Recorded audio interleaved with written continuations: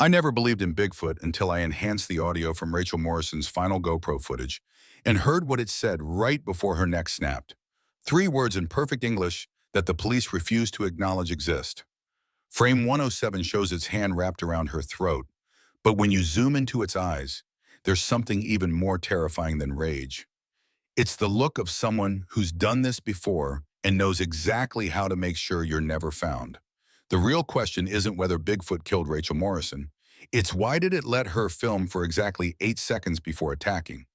And what was it trying to show anyone who watched this footage?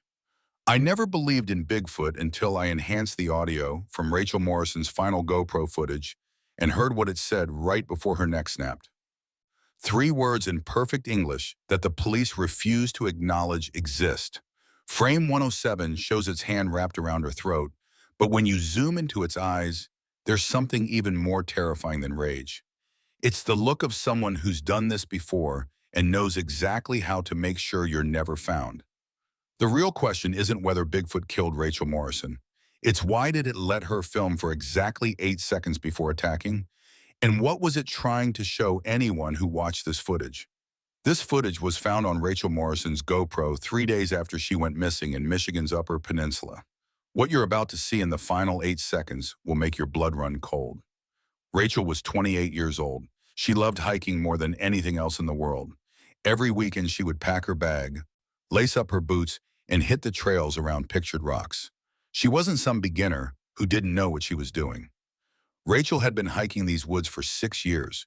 She knew every trail marker, every camping spot, every dangerous cliff edge to avoid. She ran marathons. She could read a map better than most park rangers. People trusted her trail advice. Her blog had over 15,000 followers who waited for her posts about hidden waterfalls and secret camping sites. But something changed in the 3 weeks before she disappeared. Rachel had just gone through a really bad breakup, the kind that makes you want to get away from everything and everyone. Her boyfriend of 4 years had cheated on her with someone from his office. She found out through a text message that wasn't meant for her. Friends said she took it hard. Stopped going out, stopped answering calls.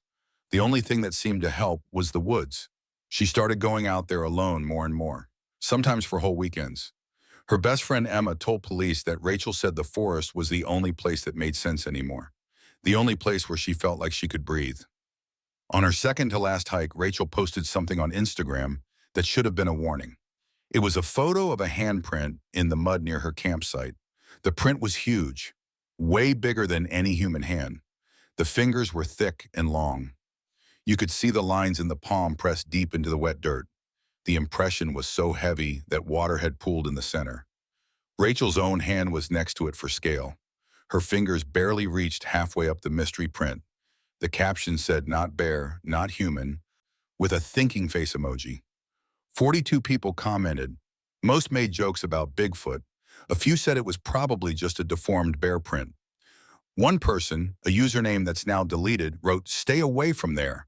That's not a place for humans." Rachel never responded to that comment. What most people didn't know was that this wasn't the first strange thing Rachel had noticed. She'd been hearing sounds on her last 3 hikes. Sounds that didn't fit. She mentioned it to Emma once over coffee. Emma remembered because of how Rachel described it. She said it sounded like someone knocking on wood, not random knocks like a woodpecker.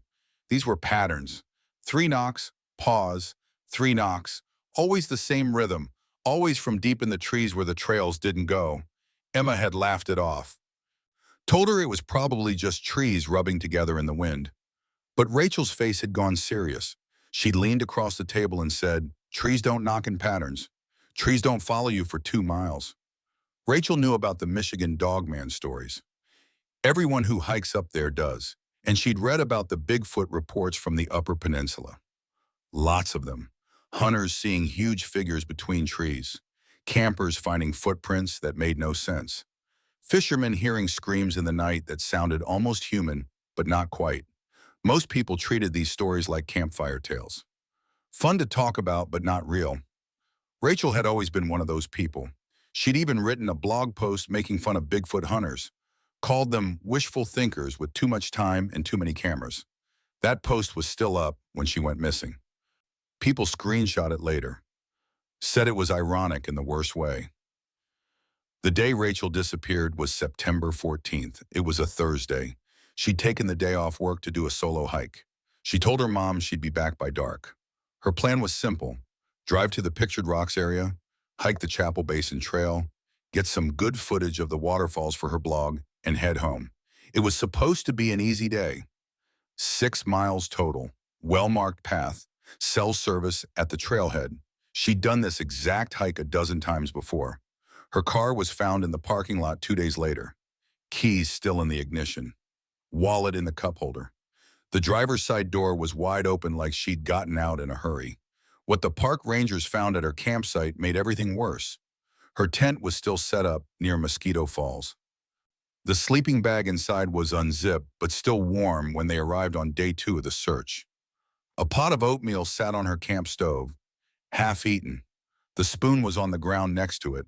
Her phone was gone, but her GoPro camera was found 15 feet from the tent lying in the leaves. The memory card was still inside, still recording. The battery had died hours before they found it. When they played back the footage later, they got 43 minutes of normal hiking clips. Rachel smiling at the camera, talking about the trail, showing off views of Lake Superior. Then the final 2 minutes and 18 seconds. That's the part that has changed everything. That's the part the police don't want anyone to see. That's the part I'm going to break down for you today, frame by frame, because what's in those final 8 seconds will make you question everything you thought you knew about what's really out there in those woods. The footage from the day Rachel went missing starts normal. Too normal. She's standing at a scenic overlook above Lake Superior. The water stretches out forever, dark blue and endless. The sun is bright. You can hear birds in the background. Rachel turns the camera toward herself and smiles. Her ponytail swings as she moves. She's wearing a green jacket and a black backpack. She looks happy, relaxed. "This is what I love about this place," she says to the camera. "Up here you can forget about everything else. Just you and nature." She pans the camera back to show the view one more time. Then something happens that most people miss on the first watch. Right there in the corner of the frame, back in the trees about 50 yards away, something moves. It's only there for half a second. A dark shape shifting between 2 pine trees. Too tall to be a deer, too wide to be a person. The movement is smooth and deliberate. Then it's gone. Rachel doesn't notice. She keeps talking about how peaceful everything is. About 20 minutes later in the footage, Rachel is walking along the trail. The camera bounces with each step. You can hear her breathing steady and even. She's in good shape. This hike is easy for her. Then she stops suddenly. The camera stops moving. "Wait," she says quietly. "Do you guys smell that?" She turns the camera around to face herself. Her nose wrinkles. It's that smell again, like a wet zoo or something. It's so strong right now. She looks around, camera following her gaze. The trees are thick here. Lots of shadows. "I've been smelling this on every hike lately," she says. "It's weird. It's like rotting meat mixed with wet dog." She laughs, but it sounds nervous. Probably just a dead animal somewhere. She keeps walking, but faster now. The camera bounces more. You can tell she's uncomfortable, even though she's trying to play it cool for her followers. The timeline of what happened next comes from the police report and the park rangers. Rachel was supposed to check in with her mom by 6 that evening. She didn't. Her mom wasn't too worried at first. Rachel sometimes lost track of time on the trails, but when 9 o'clock came and went with no call, her mom started texting. No response. By 11, she called the police. The park rangers were notified first thing the next morning. They started searching at dawn. It took them 4 hours to find her campsite. The tent was there, like I said, still set up, sleeping bag still warm. That detail bothered everyone. Warm means she hadn't been gone long, maybe only an hour or 2 before they arrived. The oatmeal was the strangest part. It was sitting right there on the camp stove, half a bowl gone. The spoon on the ground like she dropped it mid-bite, like something had made her stand up fast and forget about eating. They found her GoPro about 15 feet from the tent. It was lying face down in a pile of wet leaves. The red recording light was still blinking. When they picked it up and looked at the screen, it showed 0% battery. It had recorded until it died. One of the rangers, a guy named Mark Holloway, said later in an interview that finding the camera felt wrong. He said it wasn't tossed or dropped like you'd expect if someone was running. It was placed, carefully, like someone had set it down on purpose and then covered it with leaves, but not completely covered, just enough to hide it from a quick look. That didn't make sense if Rachel had dropped it while running away from something. Why would she take time to partially hide it? And if an animal had knocked it over, why would it end up so precisely positioned? The search expanded fast. By day 2, there were 30 volunteers combing the woods. They brought in search dogs, big German shepherds trained to find missing people. The dogs are usually amazing at their job. They can pick up a scent from miles away. But something went wrong in this search. The dogs would follow a trail for a while, then suddenly stop. They'd whine and pull backward on their leashes. The handlers had never seen anything like it. One dog named Ranger, who'd successfully found 12 missing people in his career, refused to go past a certain point on the trail. He sat down, tucked his tail, and wouldn't budge no matter what his handler did. The handler, a woman named Lisa Chen, told reporters later that Ranger was shaking. A police dog, shaking like he'd seen a ghost. She said animals know things we don't. They sense danger we can't see.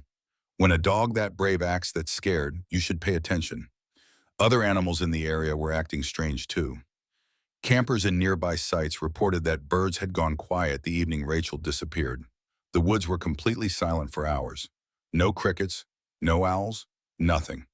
One camper, an older man named Robert Sullivan, told police he'd heard something around midnight, a sound he couldn't explain.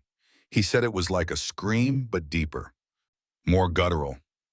It lasted about 5 seconds, then cut off suddenly. He'd assumed it was a coyote, or maybe a mountain lion, even though mountain lions aren't supposed to be in that part of Michigan. He didn't think much of it until he heard about the missing hiker the next day. Then it bothered him, kept him up at night. He said the sound had come from the direction of Mosquito Falls, right where Rachel's tent was found. On day 3 of the search, they found her boot. Just one. It was sitting on top of a tree stump about 400 yards from her campsite. The stump was old and flat, perfect circle of dead wood, and right in the center of it was Rachel's left hiking boot. Laces still tied, no scuff marks, no dirt on the sole like you'd expect if she'd been walking. It looked brand new. But here's what made everyone's skin crawl. The boot wasn't dropped there. It wasn't knocked off during a struggle. It was placed, set down carefully, toe pointing north, right in the exact center of that stump. The police took photos from every angle. You can see in those photos how deliberate it looks, how impossible it would be for that boot to land that way by accident.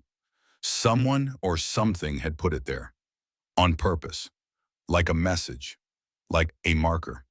The search teams looked at each other and nobody said what they were all thinking, but you could see it in their faces. This wasn't a normal missing person case anymore. The final footage on Rachel's GoPro is 1 minute and 14 seconds long. I've watched it hundreds of times. I've slowed it down frame by frame. I've enhanced the audio and cleaned up the static. Every time I watch it, my hands shake. Every time I hear her voice crack with fear, something deep in my chest goes cold. This is what the police found when they charged the camera and played back the memory card. This is what they don't want you to see. The footage starts with the camera already moving fast. It's bouncing hard. You can barely make out what you're looking at. Trees, sky, ground, trees again. Everything is a blur of green and brown. Rachel's breathing comes through the microphone in sharp gasps. She's running, really running, the kind of running where you can't get enough air, where your lungs burn and your legs feel like they might give out. "Oh God," she says between breaths. "Oh God, oh God, oh God." Her voice is high and tight, panic voice. The camera keeps bouncing. You see a flash of the trail, a rock, a tree root. She almost trips. The camera dips down, then jerks back up. "It's following me," she gasps. "It's right behind me. I can hear it." For the next 20 seconds, all you hear is her running. Her boots hitting the dirt, branches snapping as she pushes through, her breathing getting more desperate. The camera keeps recording, but you can't see much, just chaos, just motion. Then the footage changes. She stops. The camera stops bouncing. Everything goes still except for her breathing. She's hiding now. You can tell because the camera is pressed up against something. Tree bark fills the frame, rough and gray. You can see the texture of it up close. Little pieces of moss, a line of ants crawling up. Rachel is trying to breathe quietly, but she can't quite do it. Each breath sounds like it might turn into a sob. "Stay calm," she whispers. "Just stay calm." The camera shifts slightly. She's peeking around the tree. The view changes to show the forest ahead of her. That's when you see it for the first time. About 50 feet away, something is moving through the brush, something big. The camera is shaking because Rachel's hands are shaking, but you can still make it out. A shape moving between the trees. Dark, massive. It's walking on two legs. Not four, two. The way it moves is wrong, not like a person. The steps are too long. The body is too wide. You can see the outline of shoulders, broad shoulders that seem to take up the space between two tree trunks. The head sits low, almost no neck. The arms are long, really long. They swing as it walks. One arm passes in front of a patch of sunlight, and you can see it clearly for just a second. Covered in dark hair. Thick. The hand at the end is huge. Fingers that look too long. It's moving in the same direction Rachel was running. Searching. Hunting. Rachel's whisper comes through so quiet you have to turn the volume up to hear it. "It doesn't know I'm here," she says. Her voice is shaking as much as the camera. "I can make it to the road if I just—" She doesn't finish the sentence. A sound cuts her off, a crack, a branch snapping. But this one is close, really close. Right behind her. The camera spins fast, too fast. Everything blurs, then it focuses. And what you see in that moment will stick with you forever. The creature is right there, 3 feet from the camera, maybe less, close enough that it fills the entire frame. You can't see all of it at once. It's too big, too close. The camera catches its chest first, covered in dark brown hair. Matted, thick like a bear, but different. The hair moves slightly in the wind. You can see the rise and fall of breathing. Massive breathing. The chest expands and contracts. Each breath looks powerful, like it could run for miles without getting tired. Then the camera tilts up. You see the face, just for a moment, just for 2 seconds. But those 2 seconds are burned into my brain. The face is wide, the brow is heavy, it sticks out over the eyes. The eyes. Those eyes are the worst part. They're dark, almost black. But they're not empty like an animal's eyes. There's something in them. Intelligence, focus, purpose. They're looking right at the camera, right at Rachel. The nose is flat and wide. The mouth is a straight line, no expression. The whole face is covered in shorter hair. Darker around the eyes and mouth. It looks old, not young. This thing has been alive a long time. You can see it in the weathered look of the skin around the eyes. In the gray hairs mixed in with the brown on its chin. Rachel screams. A short, sharp scream that the microphone can barely handle. The audio distorts. Then the creature moves. The camera catches it. A massive hand enters the frame from the right side. It comes in fast but controlled. Not wild, not random, deliberate. The hand is enormous. The palm looks as wide as a dinner plate. The fingers are thick. Dark skin shows through patches where the hair is thinner. The nails are dark too, cracked and worn. This isn't some costume hand. You can see the texture of the skin, the wrinkles at the joints, the way the fingers spread as they reach. They're coming toward Rachel's neck. You can tell by the angle, by the way the hand is positioned. It's reaching for her throat. "No!" Rachel screams. The word rips out of her, pure terror. The kind of sound you hope you never have to make. No, no, no. The camera drops. Everything goes sideways. You see a flash of ground, dirt and leaves, a rock, the skin. Then the camera hits something and stops moving. It lands at an angle facing up. The view shows tree branches above, pieces of blue sky between the leaves. Everything goes quiet for half a second. That impossible quiet that happens right after something terrible. Then you hear it, dragging. Something heavy being dragged across the ground. Fabric rustling.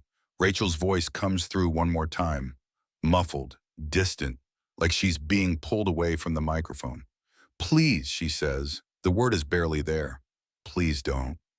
The dragging sound continues, gets quieter, farther away.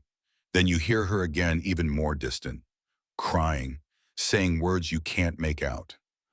The sounds fade, gets swallowed by the forest. The camera keeps recording, keeps pointing up at those trees. At that sky, the branches sway gently in the wind. A bird flies across the frame. Everything looks peaceful, normal, like nothing terrible just happened 3 feet away. The camera records for another 6 minutes before the battery dies. 6 minutes of trees and sky and silence. 6 minutes of nothing that feels like everything. After the camera falls, it lands at an angle pointing upward. The view stays locked on the tree canopy above. Branches sway slowly back and forth in the wind. Patches of blue sky peek through the leaves. Everything looks calm, peaceful even, like the forest is pretending nothing bad just happened. The camera sits there recording for 6 more minutes until the battery dies. But something happens in those 6 minutes that most people miss. At the 2 minute and 37-second mark, a shadow passes over the lens. It only lasts for 3 seconds. The light dims. Something big moves between the camera and the sky. When I slow the footage down and brighten it, you can see what causes that shadow. A face, looking down at the camera, looking down at Rachel's GoPro lying there in the leaves. The face is angled and partially blocked by branches, but you can make out features. The heavy brow, the wide-set eyes, the flat nose. It's the creature. Standing over the camera, looking right down into the lens like it knows exactly what it's looking at, like it understands what a camera does. The expression on its face is hard to read. The image is dark and the angle is strange. Some people say it looks angry. The brow seems furrowed. The mouth might be pulled back. But other people see something different. They say it looks curious. Confused, maybe? The head is tilted slightly to one side, like a dog trying to understand a new sound. Whatever the expression means, one thing is clear. This creature knows the camera is there. It's looking at it, studying it. Then after 3 seconds, the shadow moves away. The light comes back. The trees return to their gentle swaying. Nothing else happens for the rest of the recording. Just trees and skeet and the distant sound of wind moving through branches. When the battery finally dies, the screen goes black. That's where the video file ends. At least that's where everyone thought it ended. The camera was found on the second day of the search. A volunteer spotted the red case partially covered by leaves. When they picked it up and saw it was a GoPro, they knew right away it might be Rachel's. They brought it straight to the police. A detective named Sarah Chen was put in charge of reviewing the footage. She's the one who first watched what I just described to you. She watched it alone in a small office at the police station. When she came out, other officers said her face was white. Her hands were shaking. She didn't want to talk about what she'd seen, just said they needed to expand the search immediately, that Rachel might still be alive, that they needed more people and they needed them now. The search doubled in size that afternoon. 50 volunteers became 100, but they never found her. Not that day, not ever. What Detective Chen didn't tell anyone right away was what she found on the memory card. She'd plugged the GoPro into her computer to pull the video file. Standard procedure. But when she opened the folder, there were 2 files, the main video everyone saw, and a second smaller file, just 10 seconds long, time-stamped 3 hours after the main video ended. 3 hours after the battery should have been dead. That's impossible, of course. GoPro cameras don't record when the battery hits 0. They shut down completely. Can't record, can't save files, nothing. But somehow this second file existed. Detective Chen almost didn't open it. She thought it might be corrupted data, a glitch in the system, but something made her click on it. Curiosity maybe, or instinct. The file opened. The screen was completely black. No image at all. Just darkness. But the audio worked fine, and what she heard made her close the laptop and sit in silence for 10 minutes. The audio starts with static, low crackling like a bad radio signal. Then you hear breathing, deep, slow breathing, not human breathing, Each inhale sounds thick and wet. Each exhale sounds like wind through a cave. The breathing goes on for 4 seconds. Then it stops. Silence for 1 second. Then a sound, a vocalization. Deep, guttural. It rumbles up from something's chest and comes out rough and broken. But it's not just noise. It's shaped, deliberate. It sounds like words, like someone trying to speak with a mouth that wasn't made for speaking. The first sound is a long, low syllable. Go. Then a pause. Then another sound. Way. The word stretches out, gets caught in the throat. Then a final sound. Mine. 3 words total. Go away, mine. The voice that makes these sounds is so deep you can feel it in your chest when you listen on headphones. It vibrates, it resonates, and it doesn't sound like anything that should be able to talk, but it is talking, forming words, communicating. Then the audio cuts out, just stops. The file ends. Detective Chen sat with that recording for 2 days before telling anyone. She played it over and over, sent it to audio experts, had them clean it up and isolate the sounds. Every expert said the same thing. The voice is real, not faked, not manipulated.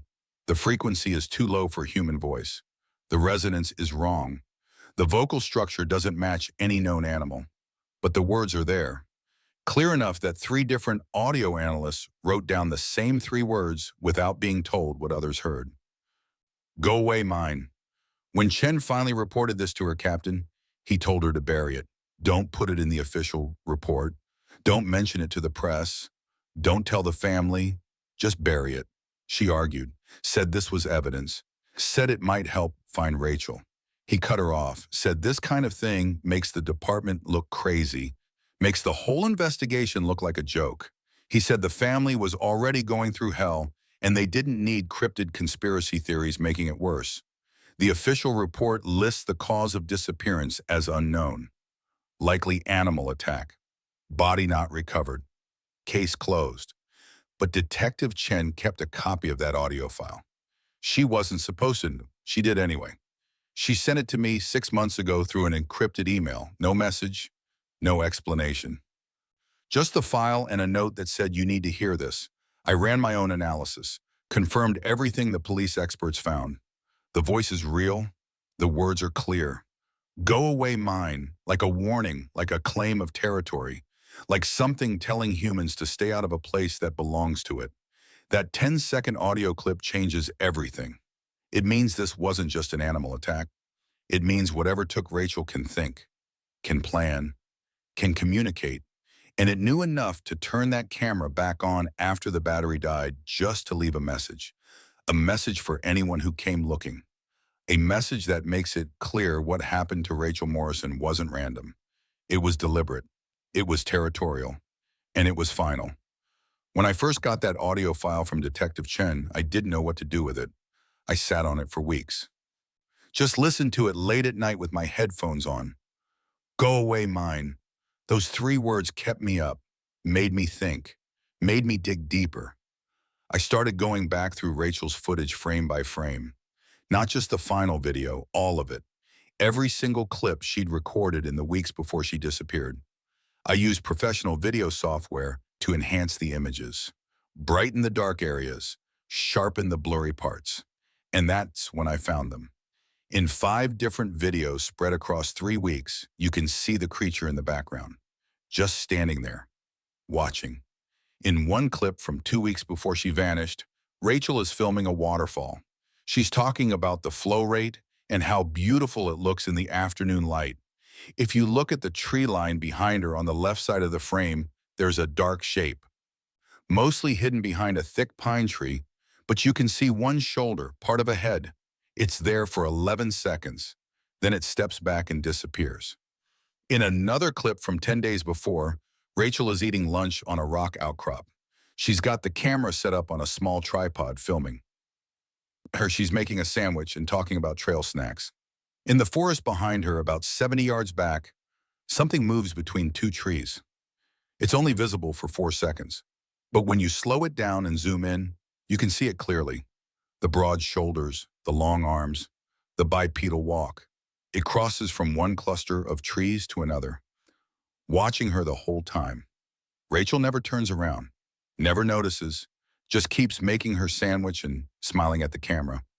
The thought of that makes my skin crawl. How many times was she being watched without knowing? How many times did it follow her, study her, learn her patterns? I sent these enhanced clips to a video forensics expert, a guy named Dr. Michael Torres who works with law enforcement on evidence analysis. He spent 3 days going over every frame. His report came back with findings that shook me. He confirmed the figure in the backgrounds is consistent across all clips. Same height ratio compared to the trees, same proportions, same movement pattern. He measured it against known objects in the frames, tree trunks, rocks, Rachel herself. His calculation put the creature at 8 feet 4 inches tall, shoulder width estimated at 42 inches, arm length approximately 48 inches from shoulder to fingertip. Those measurements don't match any known animal in North America. Bears don't get that tall on 2 legs. They don't have those proportions. Their arms are shorter. Their shoulders are narrower. Dr. Torres wrote in his report that the figure appears to be tracking the subject across multiple days and locations. He used the word stalking. That's the technical term he chose, stalking. But the real breakthrough came when I started looking into the area where Rachel disappeared, the land around Mosquito Falls. I reached out to local historians, to the Forest Service, to Native American cultural centers. That's how I connected with a man named James Whitehorse. He's an elder from the Grand Traverse Band of Ottawa and Chippewa Indians. When I told him where Rachel had been camping, he went quiet on the phone for a long time. Then he said that place has a name, an old name. The Ojibwe people who lived in that region for thousands of years called it Gagige Mikana. It translates roughly to the Forever Trail or the Endless Path. I asked him what that meant. He said it's a place where people go in and don't come out. A place where the boundary between our world and the spirit world is thin. He said his grandfather told him stories about the tall ones who live in those deep woods. Beings that look like men but aren't men. Beings that protect the forest and don't take kindly to humans who wander too far into their territory. I asked him if anyone had ever gone missing there before.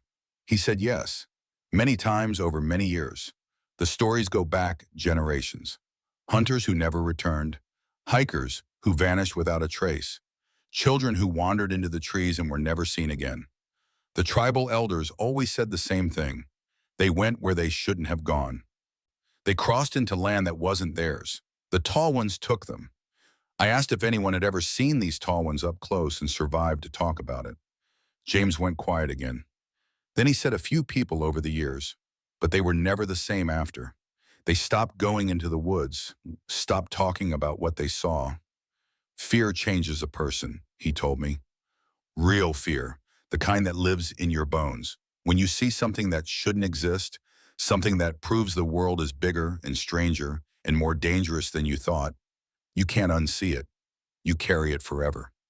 That conversation stayed with me. I started looking at Rachel's final footage differently, not as a random attack, as a consequence. I went back and studied the Instagram post with the handprint, the one she'd taken at her campsite.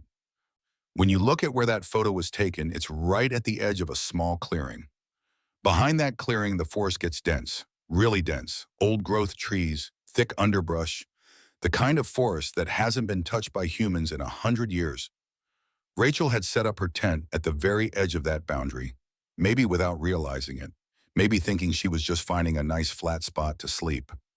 But she'd camped right on the border of their territory, and that handprint wasn't random. It was a warning, a marker, a message saying you're too close. Turn back. She didn't turn back. She stayed. She kept exploring, kept filming, kept pushing deeper into places she maybe shouldn't have been. 3 months after Rachel disappeared, something else happened. A hiker named David Mills was walking the Chapel Basin Trail, the same trail Rachel had been on. He found something strange on one of the trail markers. Someone had placed a GoPro camera on top of the wooden post, just set it there carefully. Red case, looked new. David picked it up and checked the memory card. Empty, completely wiped. But scratched into the dirt at the base of the trail marker were words, rough letters drawn with a stick or a finger. Turn back. That's all it said. David took photos of the scratches, reported it to the park rangers. They filed it away, didn't investigate, didn't follow up. Just another weird thing that happens in the woods. But David did something smart. He checked the serial number on that GoPro camera. Then he posted about it online, asking if anyone knew who it belonged to. Rachel's mom saw the post. She had her daughter's receipt from when she'd bought her camera. The serial numbers matched. That GoPro sitting on the trail marker 3 months later was Rachel's. The same one found covered in leaves near her tent. The same one that recorded her final moments. Someone or something had placed it back on the trail. As a warning, as a message. Turn back. So here's what I believe happened to Rachel Morrison. I think she spent weeks unknowingly documenting the territory of something that didn't want to be documented. I think she crossed invisible boundaries that have existed in those woods for longer than we can imagine. I think she was watched and followed and warned. And when she didn't leave, when she kept coming back, kept pushing deeper, kept recording, they took her. Not out of rage, not out of hunger, out of protection, out of territory. Go away, mine. That's what the voice said. Not go away, it's mine. Not this is mine. Just mine, possessive, protective, final. Rachel's body was never found. The official investigation is closed. Her family held a memorial service last year. But some people, including me, don't think she's dead. I think she's still out there, somewhere deep in those woods, in a place we'll never find, in a place we're not supposed to find. Because if you look at frame 107 of her final footage, if you zoom into the creature's eyes the way I have, you see something that changes everything.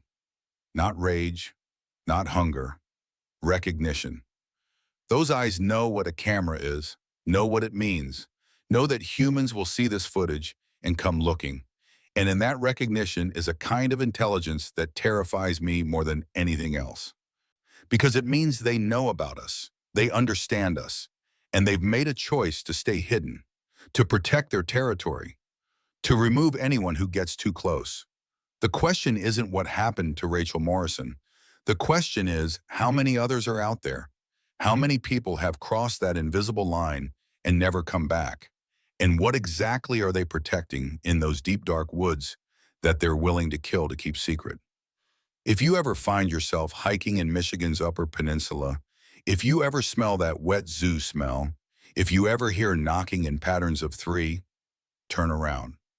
Walk back. Don't be curious. Don't be brave. Just leave. Because some territories aren't meant for us, and some warnings should be taken seriously. Rachel didn't. And now all we have left is 1 minute and 14 seconds of footage and the echo of 3 words in a voice that shouldn't exist. Go away, mine.